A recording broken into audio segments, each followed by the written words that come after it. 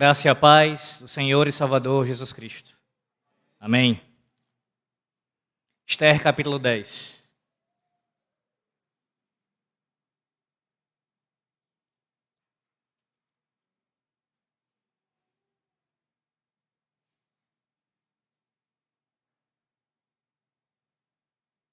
Enquanto você abre o texto, encontra-o. Hoje, meus irmãos, nós chegamos ao final das exposições em Esther. Como eu disse semana passada,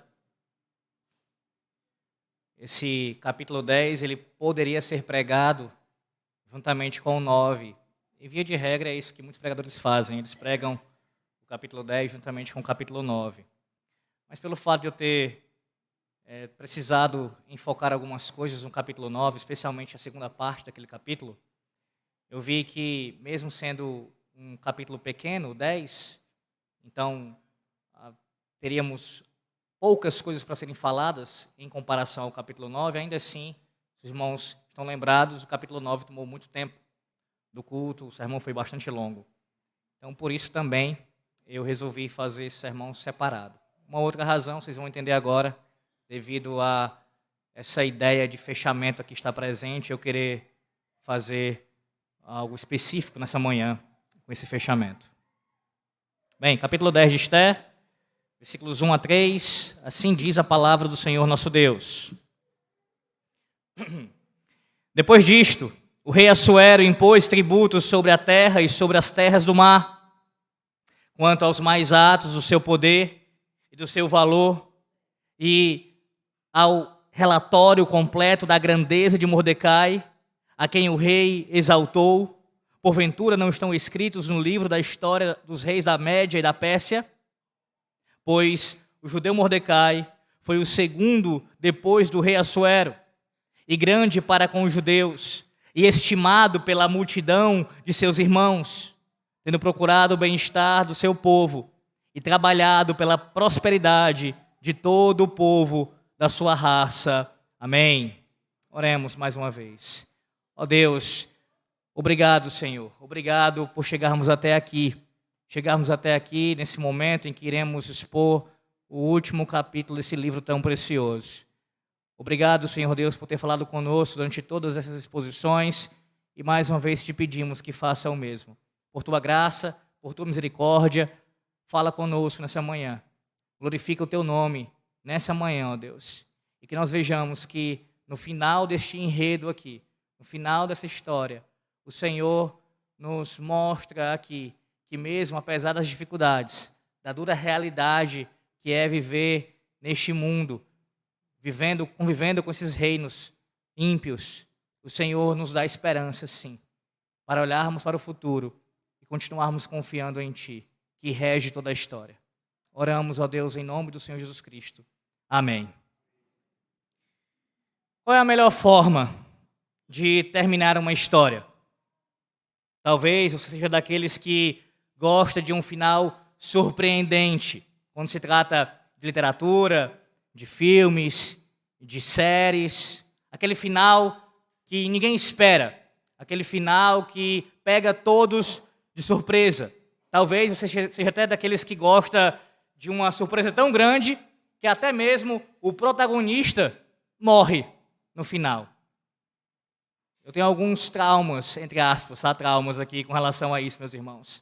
Alguns filmes, algumas coisas que eu já assisti que, lamentavelmente, tive que ver protagonistas e personagens que eu tanto queria bem terem que passar por esse tipo de desfecho. Bem, meus irmãos, finais de livros, finais de filmes, de séries, são, sim, chamativos de forma geral, e alguns por uma razão, seja porque o final foi tão bom, foi tão épico que você guardou na memória, ou então o final foi tão ruim, foi tão algo que deixou você tão chateado com aquilo que a sua vontade, o seu desejo seria de, se pudesse, reescrever. Se eu pudesse reescrever aquela história. Se eu pudesse refazer aquele enredo, aquele roteiro. Bem, meus irmãos, essa manhã nós estamos diante de um desfecho, diante de o final de uma história. Mais precisamente, nós temos aqui no capítulo 10 algo que é chamado de epílogo. Um epílogo. E a definição de epílogo no dicionário, meus irmãos, é a seguinte: trata-se de uma parte de um texto, no final de uma obra literária ou dramática, que constitui a sua conclusão ou remate. Sim, é o remate de uma peça literária em que se faz a recapitulação e o resumo da ação, o desfecho, o final. É exatamente aqui o que está acontecendo neste capítulo 10.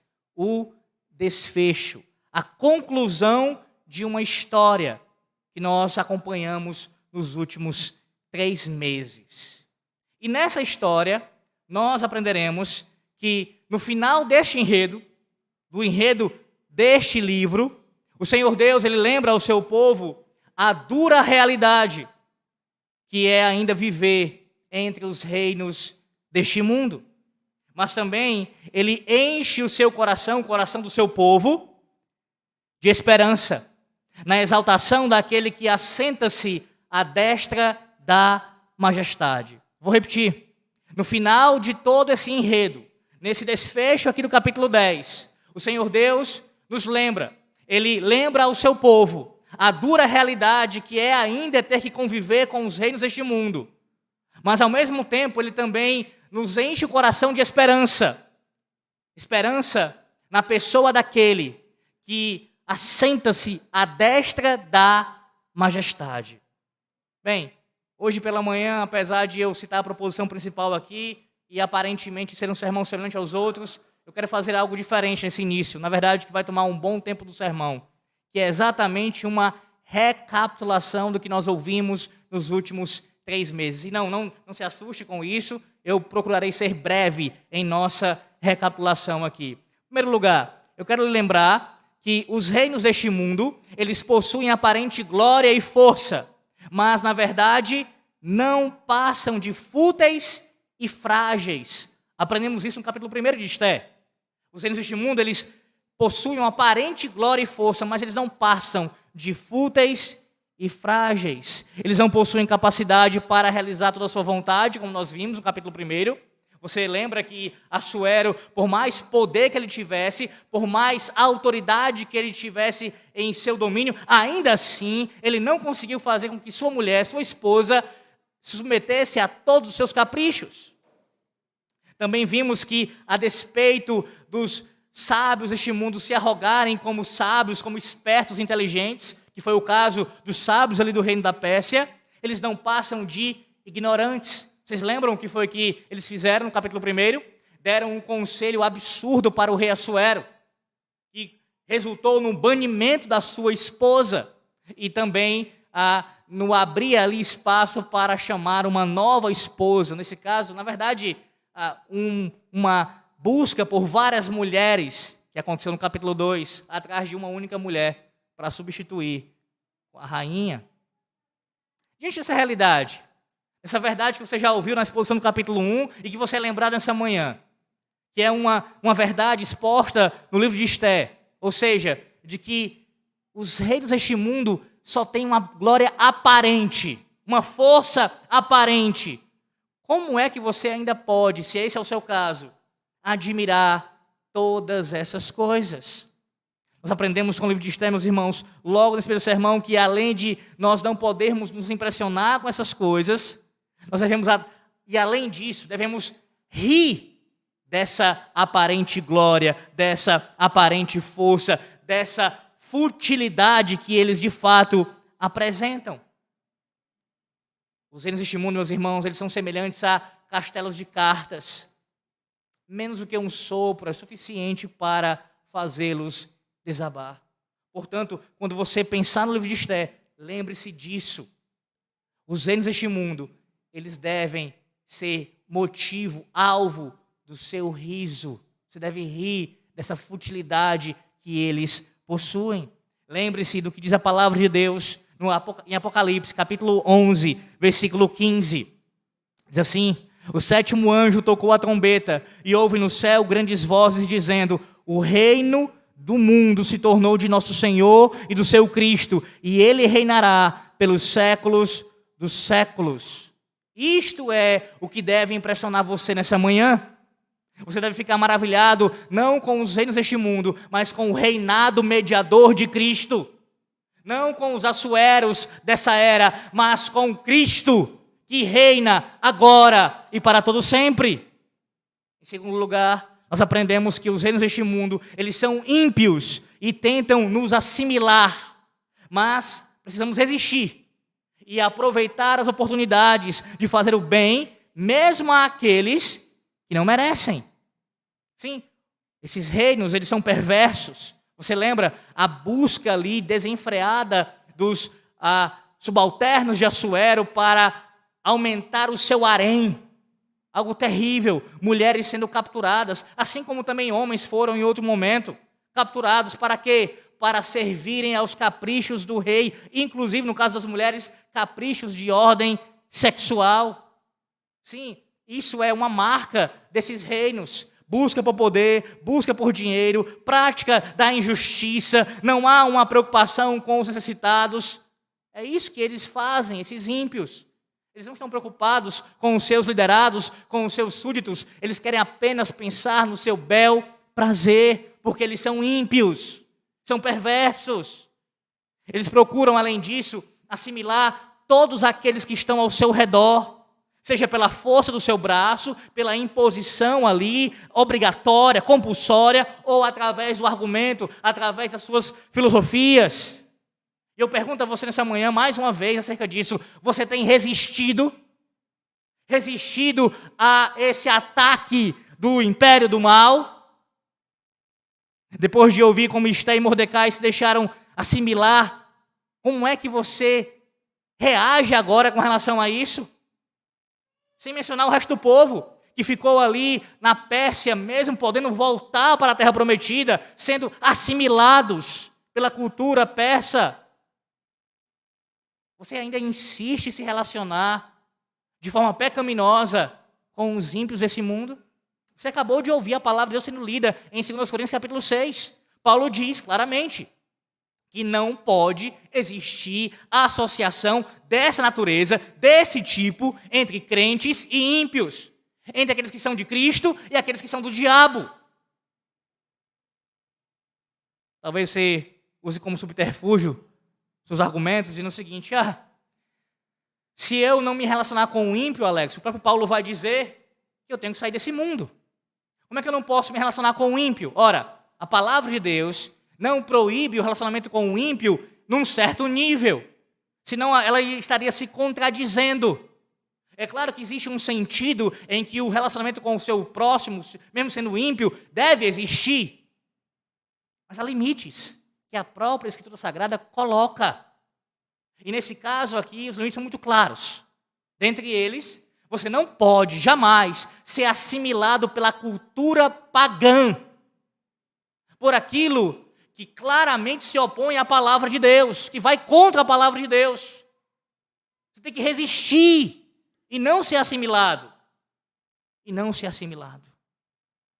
Talvez seu argumento seja: mas eu preciso evangelizar os meus parentes, os meus colegas, os meus conhecidos ímpios. Eu tenho que me aproximar deles. Sim, é verdade, existe espaço para isso.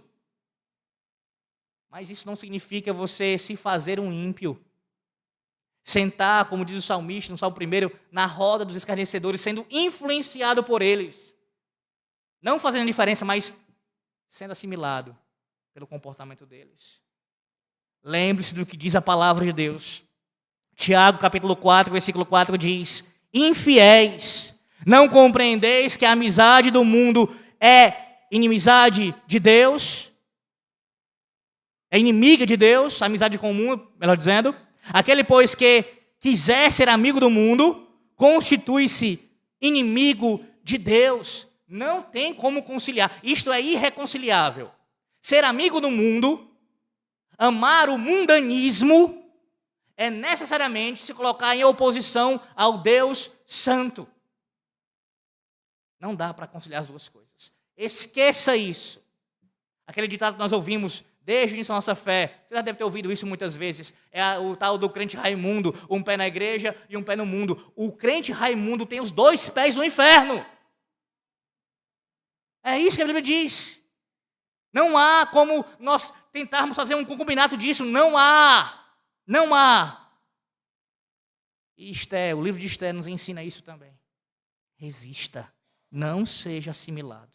Em terceiro lugar, qualquer um que se insurgir contra os reinos deste mundo, principalmente se for um membro do povo de Deus, enfrentará o seu mais terrível contra-ataque. Sim, o contra-ataque do império do mal vem com todas as suas forças, cheio de ódio, através de planos malignos, de sortilégios, ou seja, feitiçaria, bruxaria, seu paganismo, sua falsa religião, e por meio das suas leis perseguidoras. É assim que eles atacam os crentes. Por quê? Porque, veja, o ataque dos reis deste mundo a nós, que somos povo de Deus, é um ataque, em última instância, ao próprio Deus. Eles odeiam a Deus, eles odeiam a Cristo. E porque nós estamos em Cristo, somos já, por natureza, contrários, inimigos deles. Inimigos deles. Então, se você se opõe, se você resiste, não tem como você não esperar um contra-ataque. Ele vai existir.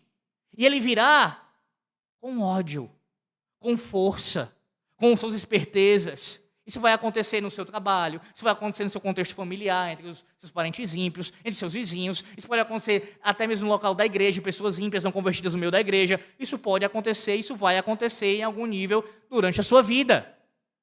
Sim, é algo inevitável. Um cristão verdadeiro, ele vai enfrentar perseguição.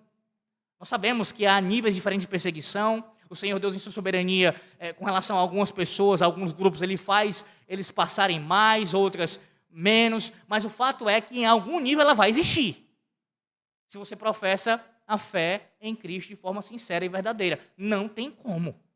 Porque o ato de você fazer isso, o teu comportamento, a tua forma de falar, de agir, tudo vai atrair a atenção do ímpio e daqueles que estão contrários a Cristo, ali eles vão se opor ao que você está pregando, ao que você está vivendo. Isso vai acontecer. Em alguns casos, será feroz mesmo. Talvez até mesmo tentando tirar a sua vida. Então não ache, jamais por um momento, não considere, seja aqueles que já estão na fé há um bom tempo e não foram bem instruídos acerca disso, se é que é o seu caso, ou então aqueles que estão iniciando na fé agora, não ache que a vida cristã é uma vida, como alguns pregam aí fora, de facilidades, apenas de prosperidade, não só financeira, mas também em outras áreas. Não, a vida cristã é uma vida de luta, de dificuldades, de enfrentamento, de combates. É assim que o apóstolo Paulo está concluindo sua vida quando ele escreve a Timóteo. Ele diz que combateu o bom combate. Essa é a linguagem, é bélica mesmo. Batalhamos espiritualmente todos os dias em Cristo, contra os nossos adversários, os adversários espirituais. Precisamos, meus irmãos, nos fortalecer no Senhor. Por isso, lembre-se do que o apóstolo Paulo fala em Efésios capítulo 6, versículo 14 a 17. Como é que você se fortalece no Senhor? Usando a armadura de Deus. Revista-se dela. Revista-se dela, de cada item ali que está sendo mencionado em Efésios 6. E assim você terá condições de resistir, de suportar o contra-ataque do inimigo, resistir à sua investida. Em quarto lugar, quando os reinos deste mundo, desta terra, ameaçam o povo de Deus, o próprio Senhor conduz a sua igreja a clamar por ele e providencia o seu intercessor.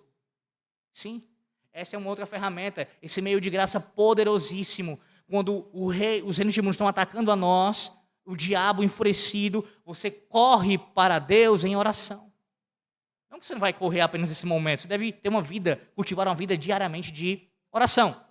Mas especialmente, sob ataque, você deve se fortalecer na oração.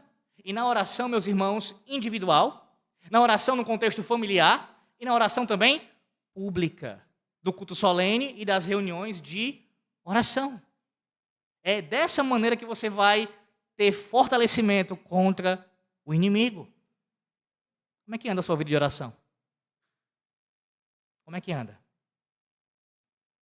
É através deste meio de graça que você combate os reinos deste mundo? As pessoas só sabem reclamar dos ataques do adversário, só sabem falar das dificuldades da vida, das adversidades, espirituais mesmo. mas não tem um mínimo de disposição para dobrar os joelhos e orar ao Senhor. Clamar por Deus. Clamar por Deus. O capítulo 4 de Esther nos mostra isso. O povo clamou. E isso acontece várias vezes na palavra de Deus. O povo clamou ao Senhor. Clame ao Senhor. Clame ao Senhor. Nós já temos um intercessor. Já temos um intercessor. Temos Cristo como nosso mediador, na verdade, fazendo intercessão por nós. E também temos o Espírito Santo de Deus intercedendo por nós. Romanos 8, versículo 26 e 27 diz: também o Espírito, semelhantemente, nos assiste em nossa fraqueza, porque não sabemos orar como convém, mas o mesmo Espírito intercede por nós sobremaneira e com gemidos inexprimíveis. E aquele que sonda os corações sabe qual é a mente do Espírito, porque segundo a vontade de Deus é que ele intercede pelos santos. A segunda pessoa da Trindade, a terceira pessoa da Trindade intercedem por você. Que garantia, que certeza maior do que essa você quer de que suas orações serão ouvidas pelo Senhor Deus. Você está em Cristo? 2 das 3 pessoas da Trindade intercedem por você. Que privilégio, meus irmãos. E nós deixamos isso de lado. E queremos combater o império do mal na força do nosso braço. Em quinto lugar, os cidadãos do reino de Deus confiam no Senhor e procedem com prudência, enquanto os filhos das trevas imprudentemente apegam-se aos seus ídolos. Comportar-se imprudentemente não é uma característica cristã. Lembre do comportamento de Esther, sempre sendo prudente no seu tratamento daquela questão, agindo com toda diligência, com todo cuidado. Quem age com imprudência, quem vive uma vida de imprudência são os ímpios. Sendo que a maior característica de imprudência na vida deles é exatamente não confiarem em Cristo, mas apegarem-se aos seus falsos deuses, aos seus ídolos. Tem imprudência maior do que essa? Confiança no Senhor, além disso, não significa agir de forma imprudente. As duas coisas, fé em Deus e prudência no agir, podem e devem caminhar juntas. Não esqueça disso. Não é porque você confia no Senhor e tem uma fé verdadeira nele que você agora vai ser imprudente. E vai dizer, já que Deus faz, já que Ele vai realmente fazer de qualquer maneira, no final das contas, a sua vontade vai prevalecer, logo eu vou agir de qualquer jeito aqui. Não, de forma alguma. Você deve agir prudentemente, pois assim Deus ordena. E essa é uma característica de um cristão, ser prudente no seu proceder. E prudente na relação com os reinos deste mundo. Com cuidado, confiando no Senhor, mas andando prudentemente. Lembra do encontro, da tentação que o Senhor Jesus Cristo teve que passar no deserto? Ali, o diabo tentando, o que ele fez? O levou para o alto do pináculo do templo e aquela proposta maligna, aquela tentação que ele fez de provocar ali o Senhor e dizer, se você se jogar daqui, parafraseando o texto, certamente os anjos do seu Pai, os anjos de Deus, eles irão lhe suster. Ora, se Cristo faz isso, seria tentar a Deus. Não é porque eu sei que Deus me protege, não é porque eu sei que Deus está comigo no enfrentamento deste mundo, inclusive, que eu serei imprudente, que eu irei tentá-lo. Eu confio nele, mas eu uso os meios que ele me deu, sim, para ali continuar prosseguindo. Sexto lugar, o Senhor honra os seus servos ao mesmo tempo que humilha os seus inimigos. No tempo determinado por Deus, lembra o que aconteceu? O capítulo 6 foi aquele início da grande virada na história, no enredo.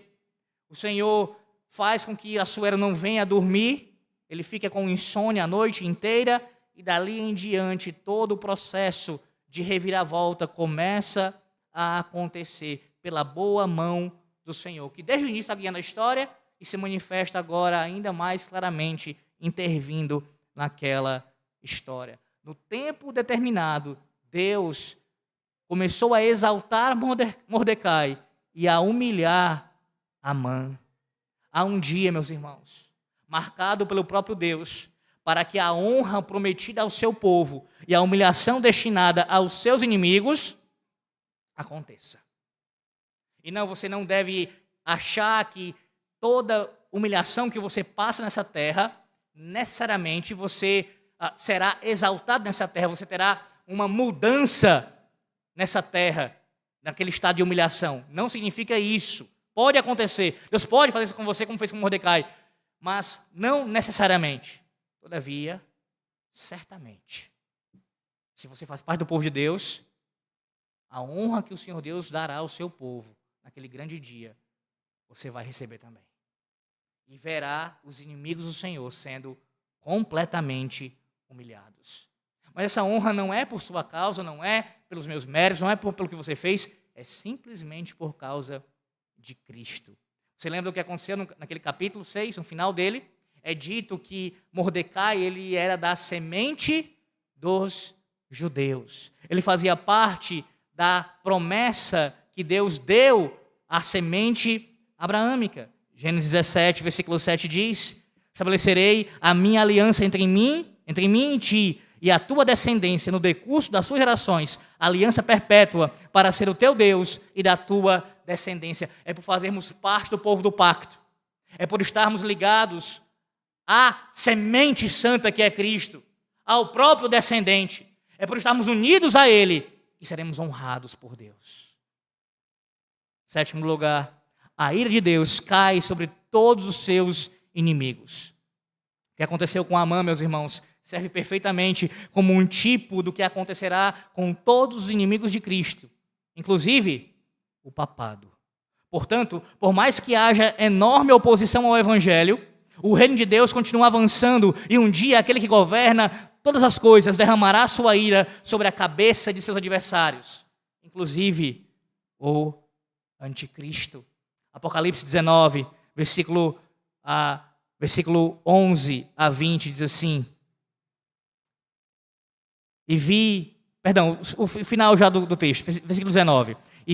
Versículos 19 e 20. E vi a besta e os reis da terra com os seus exércitos congregados para pelejarem contra aquele que estava montado no cavalo e contra o seu exército. Mas a besta foi aprisionada e com ela o falso profeta, que com sinais feitos diante dela seduziu aqueles que receberam a marca da besta e eram os adoradores da sua imagem. Os dois foram lançados vivos dentro do lago de fogo que arde com enxofre. Este é o final dos ímpios. E aqui, nesse caso, do anticristo e do falso profeta. A palavra de Deus já diz o que vai acontecer com eles. Amã serviu como um tipo do que vai acontecer no final. Com o anticristo e com todos os inimigos do Senhor. Em oitavo lugar, o Senhor Deus garante ao seu povo o direito à legítima defesa. Ele faz isso utilizando-se da instrumentalidade do magistrado civil. Ele também faz isso através dessa ação do magistrado civil, promulgando leis em favor do seu povo. Mas mesmo que o magistrado civil não faça isso, a lei de Deus, no sexto mandamento e em outros princípios da palavra de Deus, nos mostram que fluem no sexto mandamento. Deus já garante esse direito, que antes de tudo é um dever, preservar a nossa vida e a do nosso próximo. E essa verdade deve trazer alegria ao nosso coração. Mas nós aprendemos que não é uma licença para matar de forma indiscriminada, nem mesmo no coração. Deus nos deu a responsabilidade de preservar a nossa vida do próximo, inclusive usando armas, inclusive no contexto de guerra, vimos isso no capítulo 8. Todavia, não significa matar de forma indiscriminada.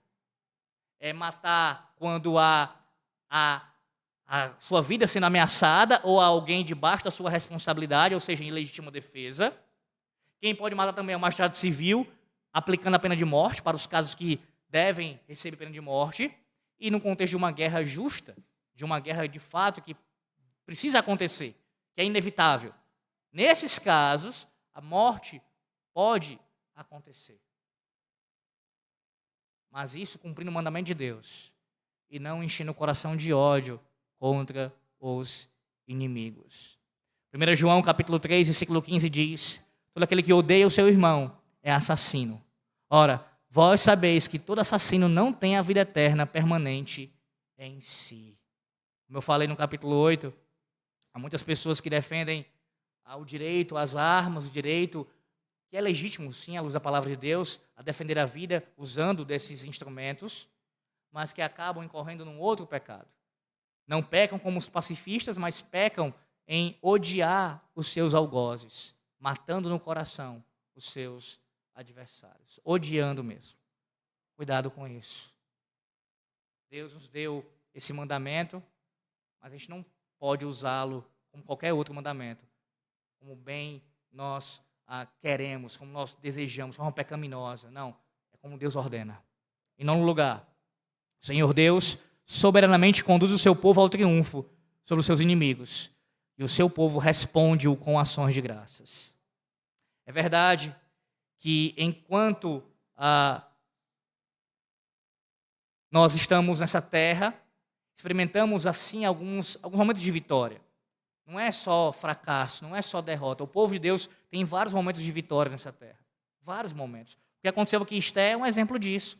E há outros na história da igreja. Uma igreja local, a igreja no seu sentido global, ela enfrenta assim, ela consegue sim ter triunfos, conquistas. Bênçãos são derramadas no sentido temporal mesmo nessa terra. Contudo, o maior triunfo que a igreja teve já aconteceu na obra de Cristo, na sua morte, na sua ressurreição. Esse é o maior triunfo que nós tivemos através do nosso Redentor. E por causa disso, esse triunfo deve ser celebrado por nós todos os dias, especialmente no dia do Senhor. No dia do Senhor. Através do que Ele nos ordenou. A morte sendo lembrada através da ceia e a ressurreição através da guarda desse dia. Por essa razão, nós temos motivos de sobras para festejar. É assim que se responde a Deus diariamente, com ações de graças, sendo grato a Ele, louvando a Ele pela obra que Ele já realizou. Salmo 145, do versículo 1 ao versículo 10, diz assim: Exaltar-te-ei, ó Deus meu e Rei, bendirei o teu nome para todo sempre. Todos os dias te bendirei e louvarei o teu nome para todo sempre. Grande é o Senhor e muito digno de ser louvado, a sua grandeza é insondável. Uma geração louvará a outra geração as suas obras e anunciará os teus poderosos feitos. Meditarei no glorioso esplendor da tua majestade e nas tuas maravilhas. Falar-se-á do poder dos teus feitos tremendos e contarei a tua grandeza. Divulgarão a memória da tua muita bondade e com júbilo celebrarão a tua justiça. Benigno e misericordioso é o Senhor, tardio em irar-se e de grande clemência. O Senhor é bom para todos e as suas ternas misericórdias permeiam todas as suas obras. Todas as tuas obras te renderão graças, Senhor, e os teus santos te bendirão. Essa é a atitude do povo de Deus. Responder ao Senhor diariamente com ações de graças. Meus irmãos, essa é a breve, tentei ser o máximo possível breve aqui, recapitulação que nós temos essa história. Para chegar aqui e assim tentarmos ser mais breve ainda na exposição desse capítulo 10. Veja, versículo 1 diz: Depois disto, o rei Assuero impôs tributos sobre a terra e sobre as terras do mar.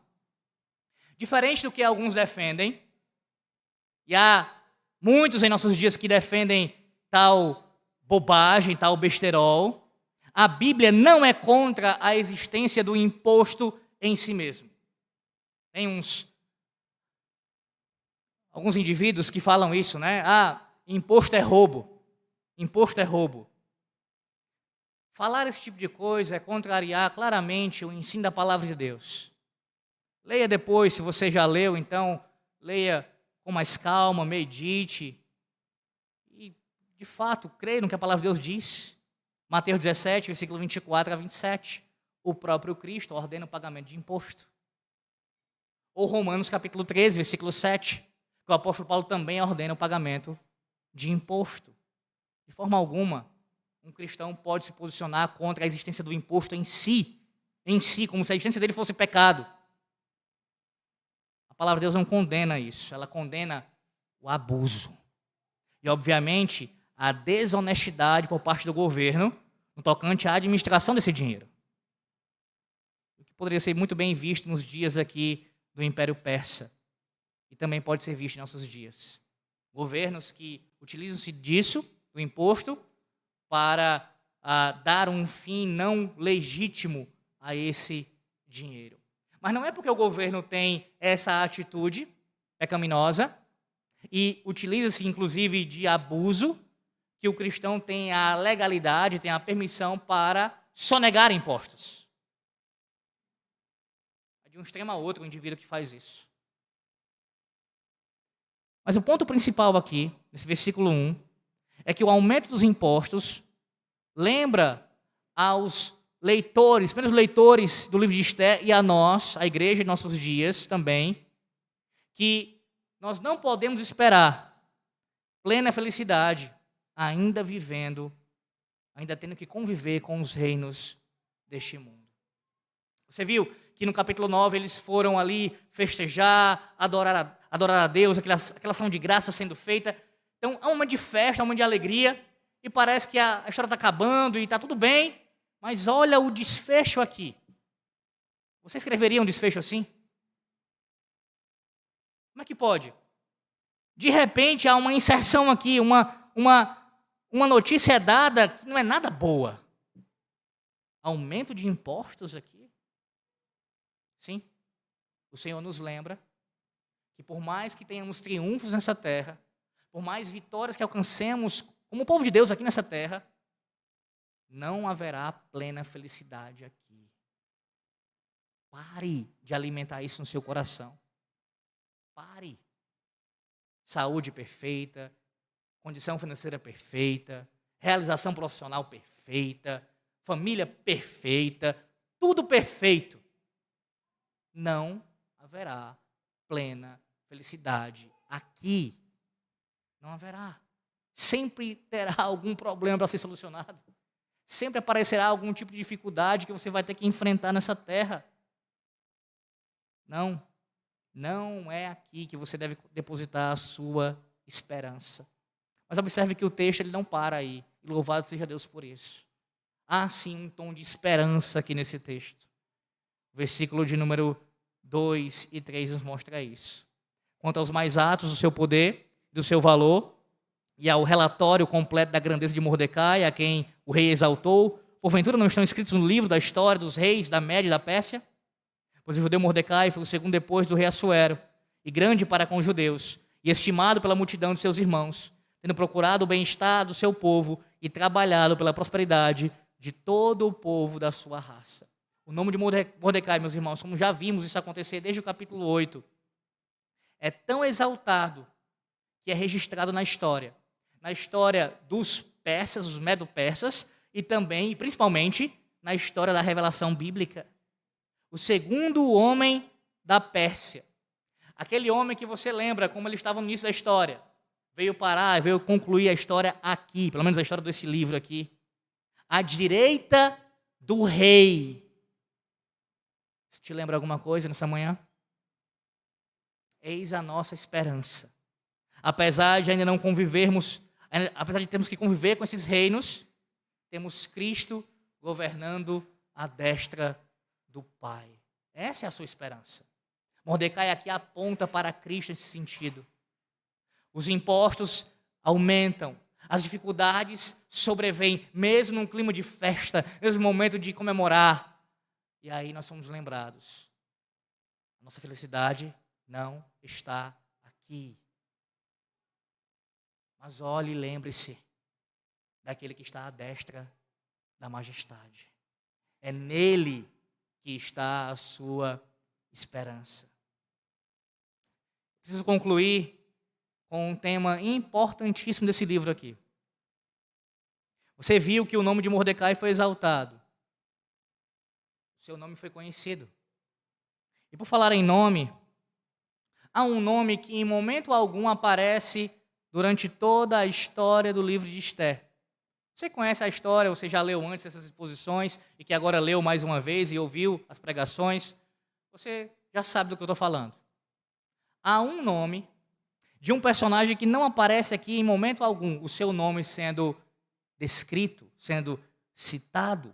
Nós temos o nome de Assuero sendo citado, Vasti, até nomes de eunucos são citados, nomes dos filhos de Amã, Amã é citado, Mordecai, a própria Esther, mas há um nome que não é citado. Ele não aparece em momento algum. Yahvé. O nome do Deus da aliança não aparece em momento algum. E por isso ter acontecido, meus irmãos, esse livro, houve, durante a história, questionamentos acerca da canonicidade desse livro. Se ele poderia, de fato, ser incluído no cânon, por falta da presença do nome do Senhor, por sua ausência aqui. Mas quando nós estudamos o livro, nos aprofundamos nele, vemos aqui o seu contexto, de forma alguma podemos chegar a esse tipo de raciocínio. Ou seja, não é por conta da ausência do nome do Senhor que isso tira a canonicidade, o fato desse livro ter sido inspirado e ser incluso no cânon de forma legítima. Por quê? Porque a mão invisível da providência de Deus conduziu toda esta história. Como eu já citei aqui, numa das exposições, acho que foi no capítulo 3, eu relembro a você essa ilustração, como uma espécie de jogo de xadrez, onde no xadrez, se você já jogou, você sabe, tem rei, tem rainha, tem bispo, aqui não aparece bispo, né?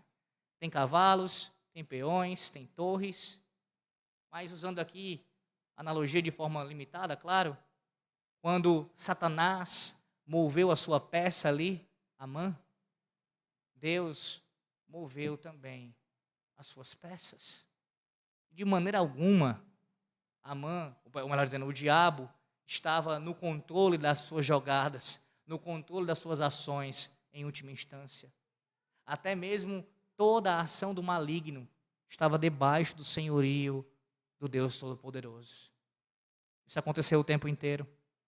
Não somente os acontecimentos da Pérsia, mas toda a história da humanidade.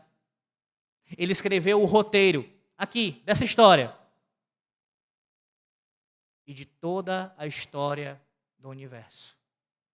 Você agora consegue entender porque eu citei tantas ilustrações de filmes aqui em cada introdução? É bem verdade que particularmente eu gosto de fazer isso com frequência. Inclusive farei mais tarde de novo. Contudo, eu quis fazer isso para você captar essa ideia de um enredo, de uma história se desenrolando, uma narrativa acontecendo, mas que não foi mera ficção. Foi real. Ela de fato aconteceu. E ela foi escrita pelo roteirista maior de todo o universo. Mas por que é? Levanta-se ainda a pergunta, por que é que o autor sagrado não cita o nome do Senhor? Entendemos sim, Alex, que ele está presente de maneira invisível, que essa providência está agindo, mas por que é que o autor sagrado não cita o nome do Senhor? Atente-se para isso. O livro de Esther nos mostra que mesmo quando não estamos vendo grandes sinais acontecendo, isso não significa que Deus não esteja agindo. Eis o ponto aqui principal. Você já viu livros como o do Êxodo, como em outros momentos da história da redenção, que Deus fez grandes prodígios, grandes sinais, grandes milagres.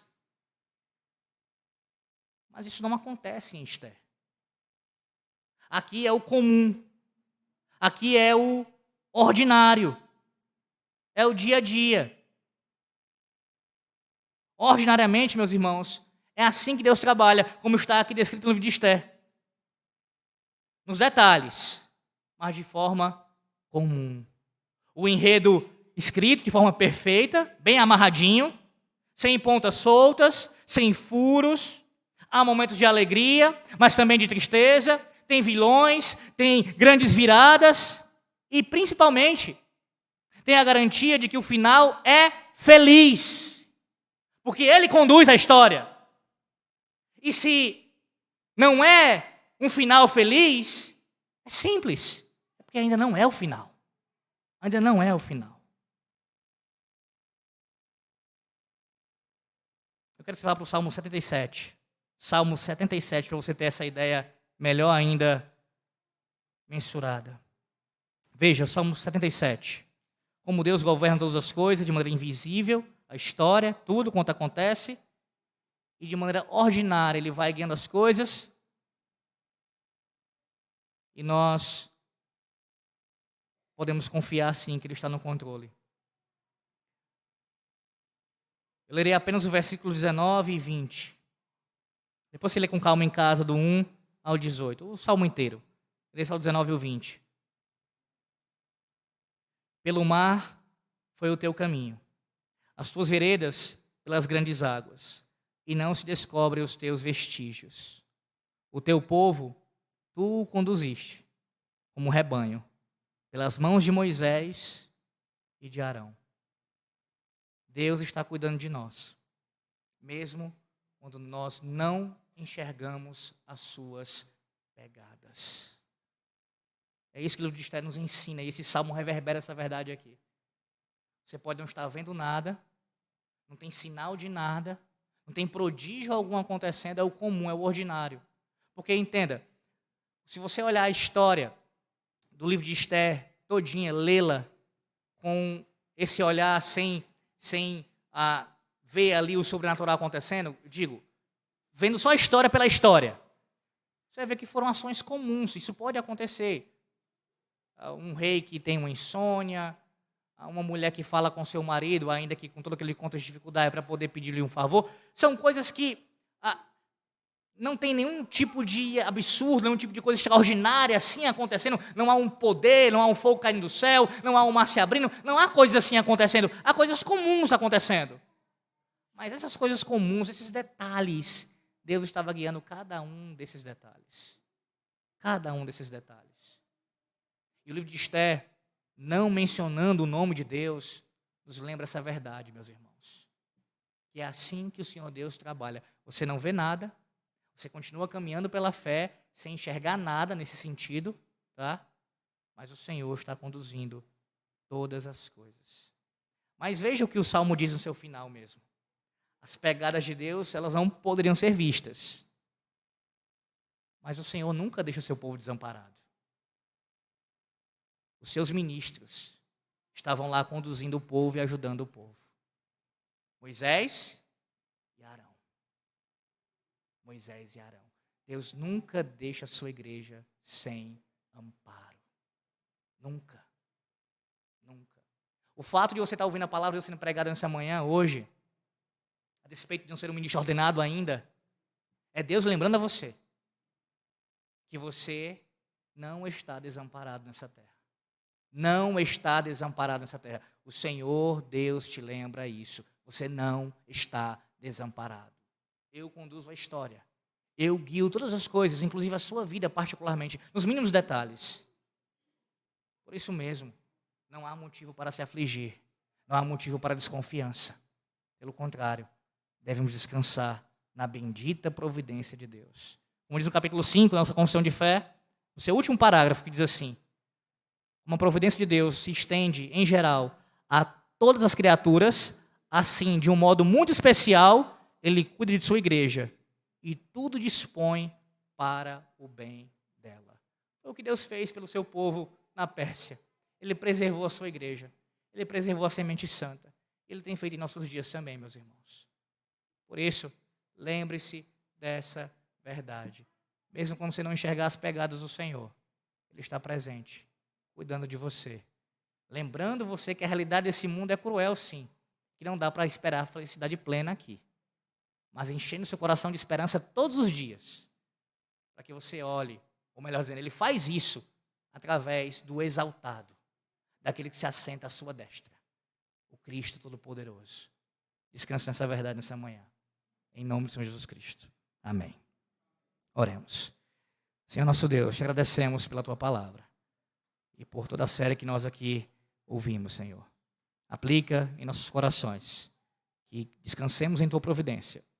Que saibamos, ó Deus, todos os dias, que o Senhor governa a história. Governa tudo quanto acontece.